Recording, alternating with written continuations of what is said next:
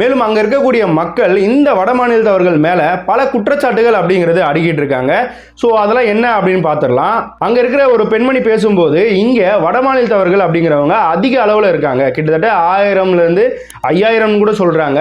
அதிக அளவில் இருந்துகிட்டு இருக்காங்க. ஒரே ஒரு ரூம்ல 20 பேர் கிட்ட தங்கிட்டு இருக்கானுங்க. அது மட்டும் இல்லாம இங்க அந்த ரூம்களை கட்டி விட்டதே வட மாநிலத்தவர் தான். இங்க கட்டிட்டு வாடகை விட்டுட்டு அவங்க வெளியூர்ல போயிட்டு இருக்காங்க.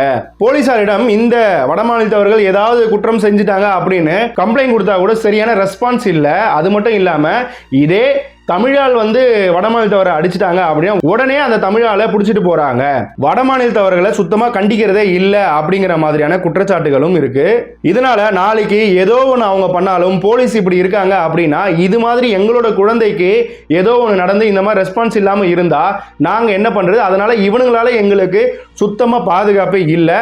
அதனால இவங்கள வெளியேற்றப்படணும், இவங்க இந்த ஏரியால இருக்கக்கூடாது அப்படின்னு தான் அங்க போராட்டம் அப்படிங்கிறது வெடிச்சிருக்கு. அது மட்டும் இல்லாம இப்ப ஆட்சி மாறினதுக்கு பின்னாடி எவ்வளவோ கள்ள சந்தையில மதுபானம் விற்கிறவங்க எல்லோருமே எக்ஸ்போஸ் பண்ணி அவங்க எல்லோரையுமே கைது பண்ணி, அது மட்டும் இல்லாம இந்த குட்கா, பான் மசாலா, கஞ்சா இதெல்லாம் வச்சுக்கிட்டு இருக்கவங்க எல்லார்ட்டையுமே பறிமுதலும் பண்ணி அவங்களையும் கைது பண்ணி கேஸ் போட்டுட்டு வந்துகிட்டு இருக்காங்க.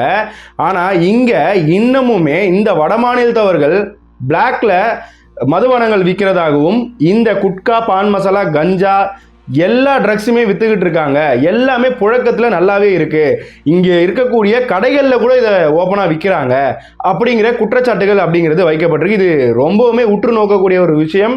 ஏன்னா இப்போ பல இடங்கள்ல புதிய அரசு ஃபார்ம் ஆனதுக்கு அப்புறம் இந்த விஷயங்கள்லாம் பறிமுதல் பண்ணிக்கிட்டு வந்துகிட்டு இருக்காங்க. அப்படியாக இருக்கும்போது இங்கே ஒன்று நடந்துகிட்டு இருக்கு அப்படிங்கிறது ஓப்பன் ஸ்டேட்மெண்ட்டா மக்கள் சொல்றாங்க. அப்படின்னும் போது போதைப் பொருள் தடுப்பு அதிகாரிகள் இங்க கண்டிப்பா சோதனைகளை நடத்தணும். இங்க வச்சுக்கிட்டு இருக்கான் வட மாநிலத்தவனோ வெளிநாட்டவனோ எவனா இருந்தாலும் அவனை கண்டிப்பா கைது பண்ணணும். மேலும் இதை கண்டிக்காத போலீசார், அப்படி இதை தடுக்க தவறிய போலீசார் கண்டிப்பா டிஸ்மிஸே பண்ணப்படணும். பல இடங்கள்ல சஸ்பெண்ட் ஆகிட்டே இருக்காங்க இந்த மாதிரி விஷயங்கள்லாம் தடுக்க தவறிய அதிகாரிகள், போலீஸ் அதிகாரிகள் கூட. ஸோ அது மாதிரி இங்கேயுமே கண்டிப்பா டிஸ்மிஸ் பண்ணப்படணும். அப்போதான் அரசின் மேல போலீசாருக்கு ஒரு பயம் வரும்.